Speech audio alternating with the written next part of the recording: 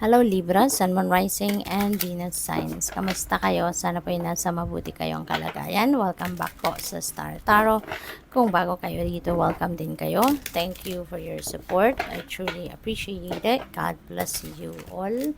Libra, unang mensahe po ninyo ay 8 of Cups. Ayan. So, general life ito, no, na area of life ninyo, eight of cups, there is a desire for you to leave a situation. So pwedeng iba-iba to, depende sa inyong sitwasyon. Pwedeng meron kayong dissatisfaction na sa isang sitwasyon, pwedeng katulad ng relationship, pwedeng sa pamilya, pwedeng sa trabaho ninyo, career ninyo, pwedeng relationship ninyo with kaibigan, no? So, whatever this is, na dissatisfied na kayo, maaring iiwanan nyo na yan sa ngayon, no? And you are heading towards a new place, towards a new situation na sa tingin ninyo, doon na kayo magiging masaya, doon kayo magiging contented, doon kayo magiging fulfilled.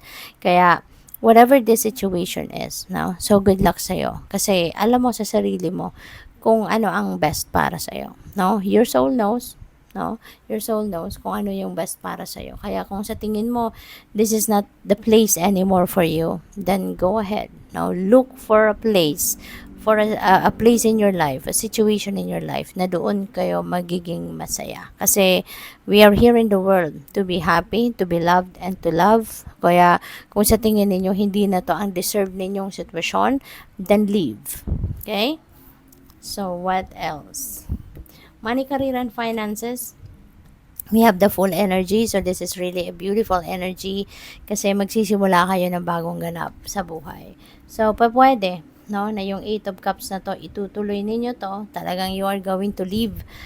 Pwedeng, since may the full tayo, so pwedeng related ito sa money, career, and finances. Nasisimulan ninyong bago. Maybe dissatisfied na kayo sa inyong trabaho, sa inyong karera, sa inyong negosyo, 'di ba? Kaya 'yun ang iiwanan ninyo.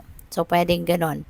And where you are heading, maaring alam na ninyo na yung bago ninyo sisimulan dito na trabaho or career or negosyo, dito kayo magiging masaya. Dito kayo magiging fulfilled. This is what is going to serve your highest good, no? Kaya ito yung pipiliin ninyo. Ito yung sisimulan ninyo. So this is really a very beautiful energy. Kasi unang-una, magandang alam mo kung ano ang problema, alam mo kung ano ang solusyon, at sigurado ka, no, sa inyong gagawin. Kaya nga ipupush through mo to, naglakas ng loob or maglalakas ka ng loob na iwanan ang sitwasyon na to, no? At tapangan, no, or maging matapang kayo na harapin ang isang bagong buhay, isang bagong pagkakataon, 'di ba? So, good luck sa iyo dyan. Pagdating naman sa inyong love and romantic relationship, kaibigan, mga ganon, we have the Magician. This is another new beginning energy, Libra. So, you are going to start also a new relationship, no? So, pwede rin, no? Para sa iba naman sa inyo, or pwedeng sa isang sitwasyon lang ito, pwedeng ganon, na yung iiwanan ninyo siguro, aside from trabaho, iiwanan mo na yung trabaho mo, magpapalit ka ng trabaho, iiwanan mo din yung relationship mo. 'Di ba? Meron ka ring tatapusing relationship. So, pwedeng ganun din ang ganap dyan. Or pwedeng magkaibang sitwasyon nito for different group of Libra. 'Di ba? Maybe, ang iba sa inyo, trabaho lang, yung iiwanan ninyo. Ang iba siguro sa inyo, relationship lang ang iiwanan ninyo. Or it could be both nga, tulad ng sinabi ko kanina. So, dito, you are heading towards a new relationship. 'Di ba? Maaring meron ng ang iba sa inyo dito, if you're still single, maaring meron na kayong kaligawan sa ngayon, and maybe you are entering a new love and romantic relationship. Baka magiging formal na yung ligawan ninyo ngayon, at magiging kayo na, magiging official na magjowa na kayo. So, pwedeng ganun. Possible din, ang iba sa inyo dito is nasa dati ng romantic relationship, and maybe you are going to level up, no? Baka gusto mo nang baguhin ang inyong sitwasyon, nagsawa ka na sa pagiging boyfriend or girlfriend ninyo. That's why maybe meron na ditong mai-engage, meron na ditong magpapakasal, no? Pwede nang meron ditong magsisimula na ng bagong buhay, nakasama mo na yung inyong person under one roof, or pwede nang magsisimula na kayong magbuo ng pamilya by having children, no? So, pwedeng mga ganon yung gagawin ng iba sa inyo rito. Kaya, good luck sa'yo.